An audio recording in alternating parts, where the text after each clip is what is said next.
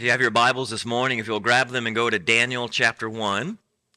Daniel chapter 1, and as you're turning there and as the kids are filing out to go to Kids Club, I want to start today by mentioning or bringing up a phrase or a term that I'm sure you've heard before, and maybe you've actually used it yourself. Have you ever heard of the phrase or the term, the powers that be? Okay. You know what I'm talking about. It's typically used in a negative way.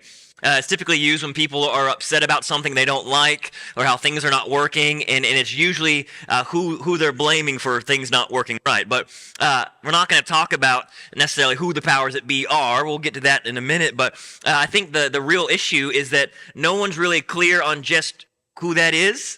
Like, depending on the person or depending on the situation, depending on what we're frustrated with, the powers that be can be really anyone or anything. It's kind of a catch-all phrase. Sometimes it's a government.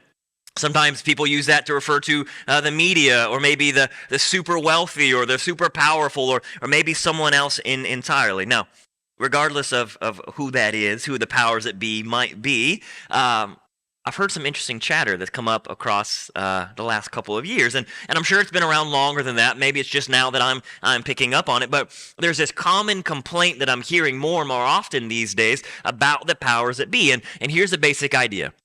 For whatever reason, or for various reasons, our country is becoming increasingly opposed to the Christian faith, and it will only get worse if we don't do something about it. Have you heard this? Have you felt this or sensed this yourself? Now, personally, I think some of that sentiment is a little overblown. I think some of that is just an attempt to stir people up, to get attention, or to get people to vote a certain way, or to buy a certain product, because we know fear sells, right? But there is some truth to that sentiment, and we would be wise to be mindful of these things and watching for these things and pay attention to that, but that's not why I'm bringing this up this morning. See, I'm not really interested in trying to prove whether or not it's getting harder to be a Christian in our country today, because I think there's a deeper issue at hand. I think there's a better, deeper, more foundational question that we need to ask ourselves. Are we even prepared to handle it if that were true? Are we even prepared? Are we equipped? Are we ready to handle direct opposition to our faith? Would we even be able to stand up if we were facing all-out persecution? Or let me ask it this way. How should God's people live in a culture that is toxic to their faith? Not just problematic, not just difficult or challenging. That's just life. How should God's people, how should Christians live if they find themselves in a culture and a society that is poisonous to who they are and what they believe in? Well, that's what we're going to be covering for the next several weeks. As you can tell, we're starting a new series today. And for the next several weeks, we're going to be working our way chapter by chapter through the book of Daniel. And we're going to watch, and we're going to learn, and we're going to see how Daniel and his friends answered that very question. Because for them, it wasn't theoretical.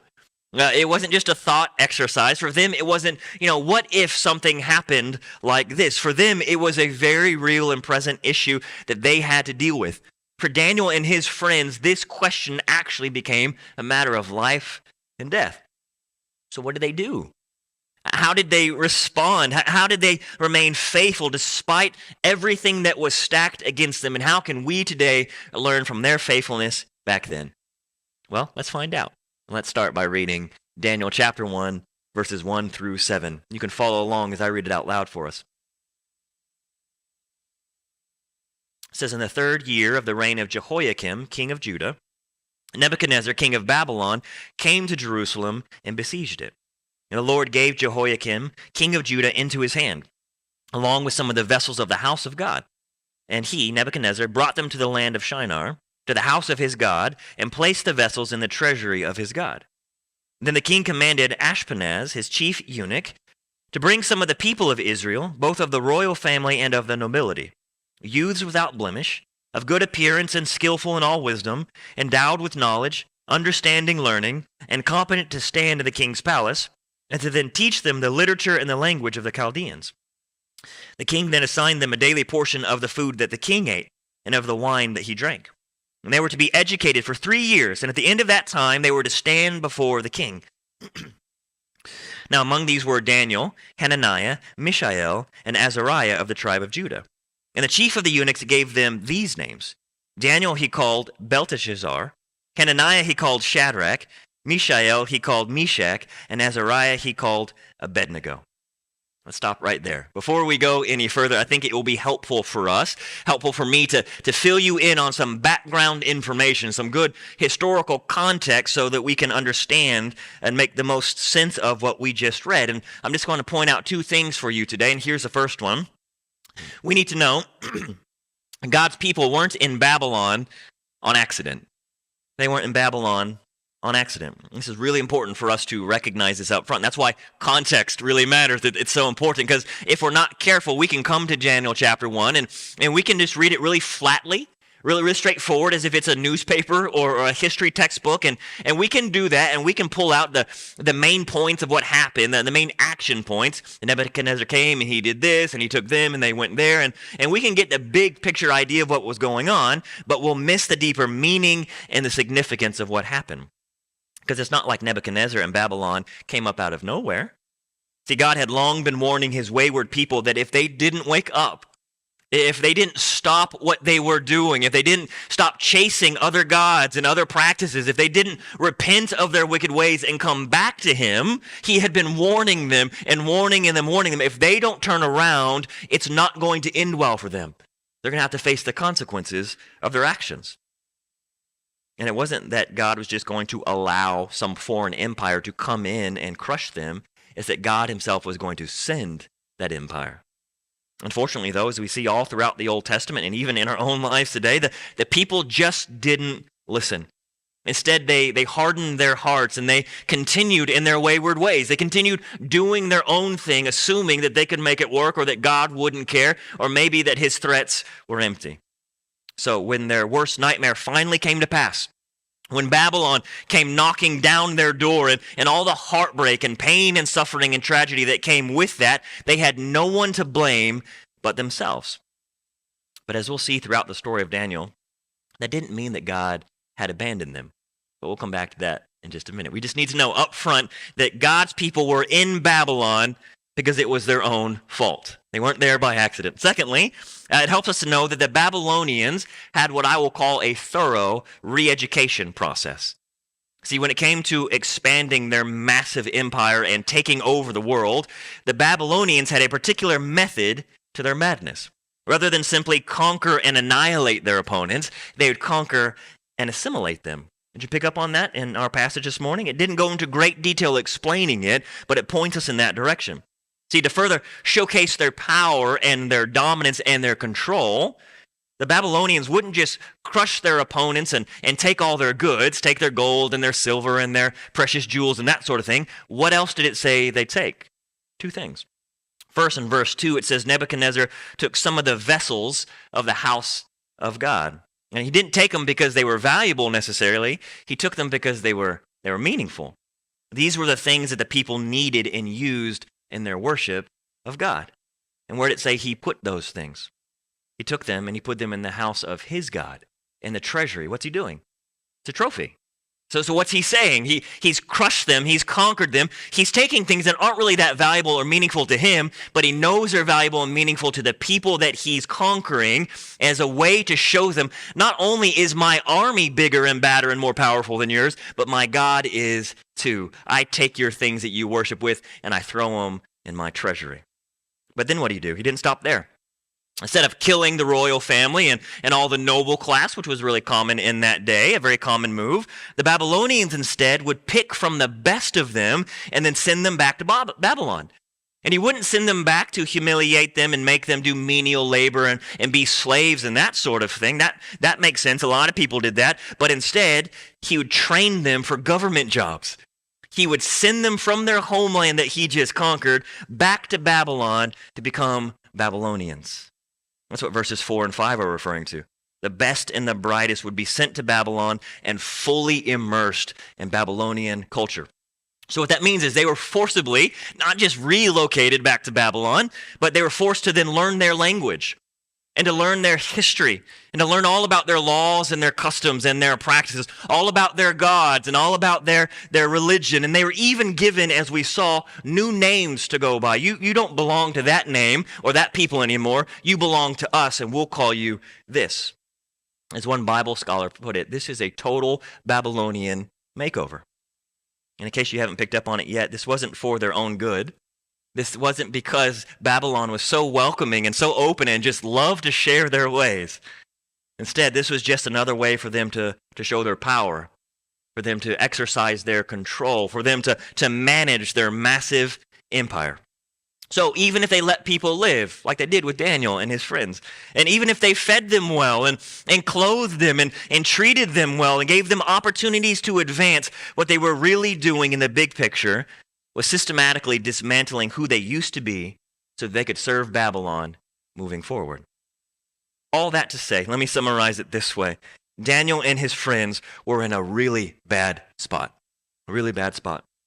Not only would they have been devastated and grieving the loss of Jerusalem, the loss of the temple, the loss of friends and family that died in battle, not only would they have been traumatized by all that and then forced to relocate to the empire that crushed them, once they got there, they would have been stripped of everything that they had known, everything that had made them who they were, even their names themselves, and forced to then learn and adopt the ways of their conquerors. And there was nowhere that they could turn where they wouldn't see that, where they wouldn't be reminded of that, where they wouldn't experience the pressure, not just that Babylon is bigger than them, but the pressure to be like Babylon. And to make matters even worse, they knew there was no way out. They weren't in a position to escape. They weren't in a position to fight back and overthrow Babylon. That had already not gone well back home, and there wasn't really much of a back home to get back to anyway. So even though they didn't know what would happen next, Daniel and his friends knew the only way to go was forward and to see what God had in store. And that's where the story really starts to pick up. So let's keep reading verses 8 through the end of the chapter. So, but Daniel resolved that he would not defile himself with the king's food or with the wine that he drank. Therefore he asked the chief of the eunuchs to allow him not to defile himself. And God gave Daniel favor and compassion in the sight of the chief of the eunuchs. And the chief of the eunuchs said to Daniel, I fear that the Lord the king, who assigned your food and your drink, why would he see that you were in worse condition than the youths who are your own age? So you would endanger my head with the king? But Daniel said to the steward whom the chief of eunuchs had assigned over Daniel, Hananiah, Mishael, and Azariah, test your servants for 10 days. Let us be given vegetables to eat and water to drink. Then let our appearance and the appearance of the other youths who eat the king's food be observed by you, and then deal with your servants according to what you see. So the man listened to Daniel in this matter and tested them for 10 days. And at the end of the 10 days, it was seen that they were in better appearance and fatter in flesh than all the youths who ate the king's food. So the steward took away their food and the wine they were to drink, and he gave them vegetables. As for these 4 youths, Daniel and his friends, God gave them learning and skill in all literature and wisdom, and Daniel himself had understanding in all visions and dreams. And at the end of the time, when the king had commanded they should be brought in, the chief of the eunuchs brought them before Nebuchadnezzar. And the king spoke with them, and among all of them, none was found like Daniel, Hananiah, Mishael, and Azariah. Therefore they stood before the king.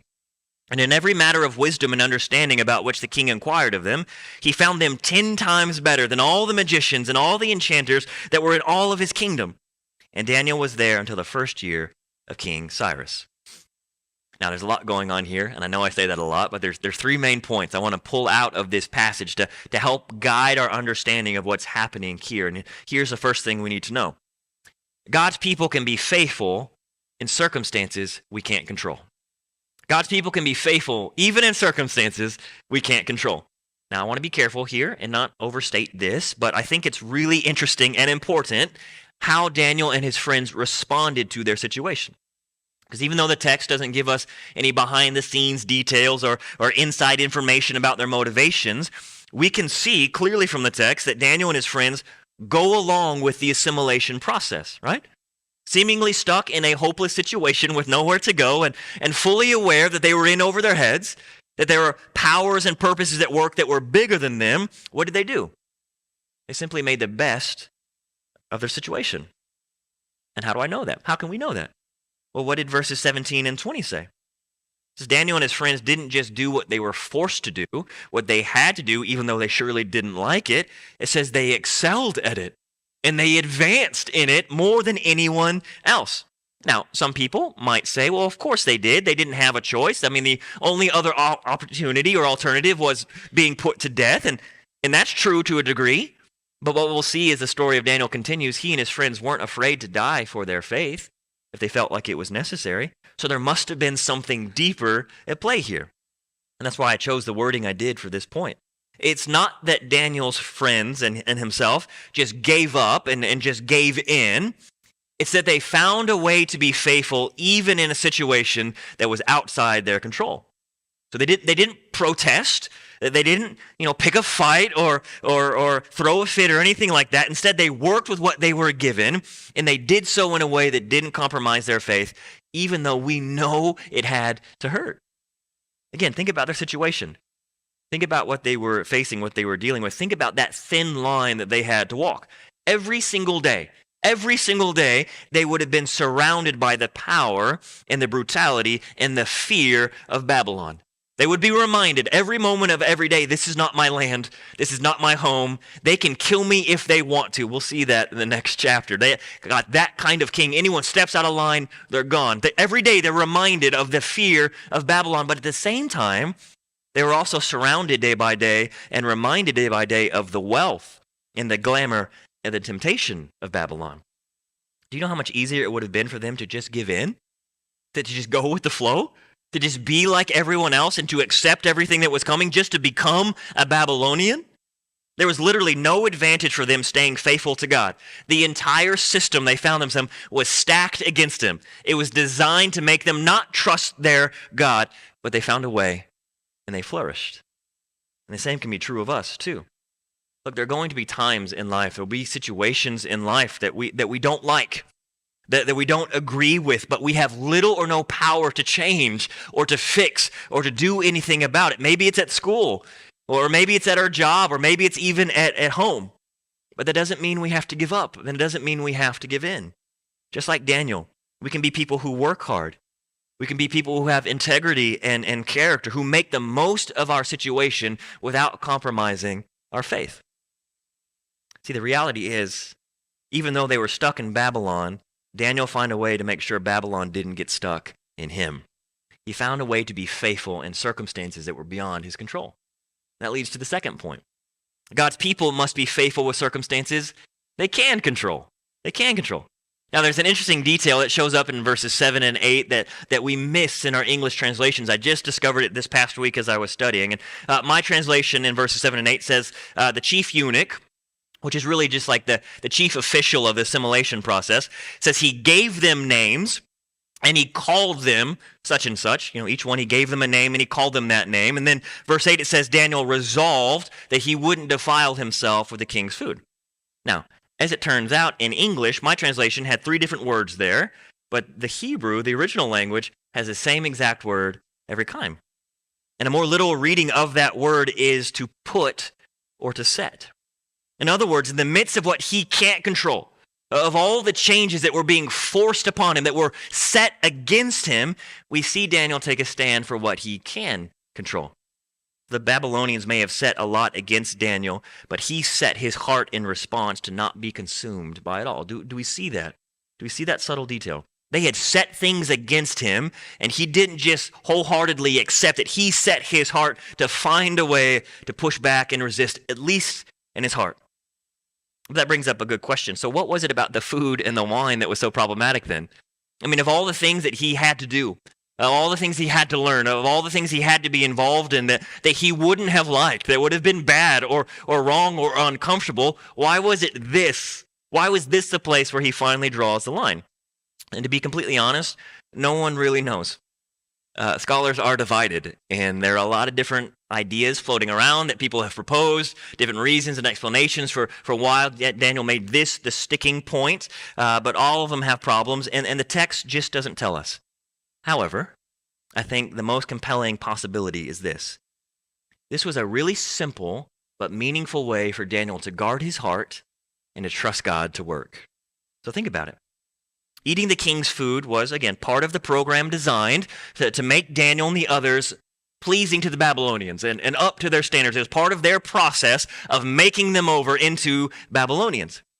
But no one was going to be there to actually literally force Daniel to eat the food, and no one important would notice if he didn't.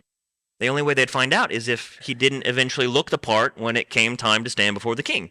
So, as seemingly insignificant as this move was, and maybe even as silly as it was for him to reject the food and the wine that he'd been offered, Daniel found the perfect place to push back and to resist the Babylonian system without drawing too much attention to himself. No major protest. He didn't make a big deal out of it. He didn't have a public rebellion. It was just a simple and private way for Daniel to exercise what little agency he had left. But there's more to it. There's also a huge act of faith. Because if he's not eating the things that are specifically given to him to fill him up, to nourish his body, to give him the appearance that the Babylonians were looking for, where was he going to get that nourishment? Hopefully you realize today this isn't an ad for eating your vegetables. It's good. It's important to eat your vegetables and drink your water. Hear me. But the power's not in the greens. Do we see that? Where's the power? Where's the power that Daniel needed? Where's the nourishment that he needed? Who gave him what he needed? Not the king of Babylon, but the king of the universe. Daniel said, in my heart, for me, starting with me, will I trust my God to do what only my God can do? Will he provide for me? Let's see. So do we see what he was doing? And do we see how that then might apply to our lives today? Again, there are going to be times, there are going to be situations in life when we're not in control, when we're facing something that's bigger than ourselves that we can't fix, or we can't escape, or we can't change, but that doesn't mean we're powerless. And it doesn't mean we have to let it harden our hearts. We can still find ways to be faithful. And ultimately, we do that by trusting God to do what only God can do. By trusting God to provide what we need. By trusting God to make a way when there seems to be no way. By trusting God to hold us together when everything around us is falling apart. To trust God to empower us as we seek to then go be faithful in a world that is so difficult and confusing. And that leads to the final, most important point today. God's people can be faithful because God is sovereign. God's people can be faithful because God is sovereign. I've been holding this point for the last, but it's the most important point. Matter of fact, this is the main point of the entire story of Daniel. As inspiring as Daniel and his friends were, as brave and courageous and bold, but also wise and clever and righteous in all these different ways, hopefully we know up front that this isn't really their story. Look back at verse 9. Why did Daniel and his friends get shown some extra favor by the chief official? Because God gave it to them. Verse 17, how were Daniel and his friends so good at what they did? How are they so skilled and so intelligent? How did they seem to succeed and advance more than anyone else? Because God gave it to them. But it didn't start there. It didn't start with Daniel and his friends. It's not like God saw how faithful they were willing to be and then God blessed them because of it. It's that God was faithful first. Way back in verse 2 at the start of the story. How did Nebuchadnezzar really conquer Judah? He didn't take it. What does it say? God gave it to him. God even allowed him to puff his chest and get arrogant and take some of the holy things from the temple. But who was really in control? God was. This was God's story, God's plan, God's way, God's will from the very beginning. And Nebuchadnezzar, in all his arrogance and his pride, just couldn't see it. So in all his arrogance and his pride, he was going to learn what so many powerful men had learned before him. That if you put the one true God to the test, you're going to find out the hard way who the real king is. So, the same thing is true for us today. We get to be like Daniel.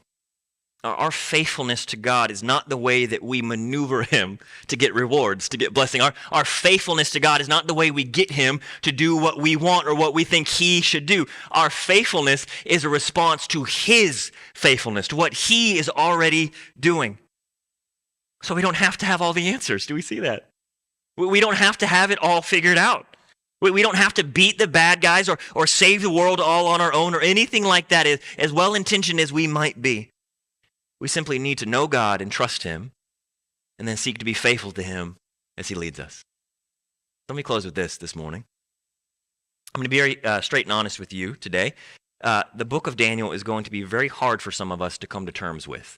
Very hard for some of us to come to terms with. And I don't want you to get me wrong. It's going to be good. It's going to be really good. You're going to love it. I've already been so overwhelmed and over my head studying for this series, and it's incredible. There's so much here, and I hope you come back week by week. But the problem I think we're going to have with it is that this is so much easier said than done. A study like this, a story like this is so much easier studied than lived out. Do you know what I'm talking about? It's so much easier for us to come in here, for me to preach about it and you to hear about it, than it is for us to receive it and then go apply it to our lives. It's so much easier to judge things from a distance, isn't it? It's so much easier for us to see all the angles and know what to do when it's someone else's story. It's so easy for us to sit in here and say, well, of course Daniel was faithful.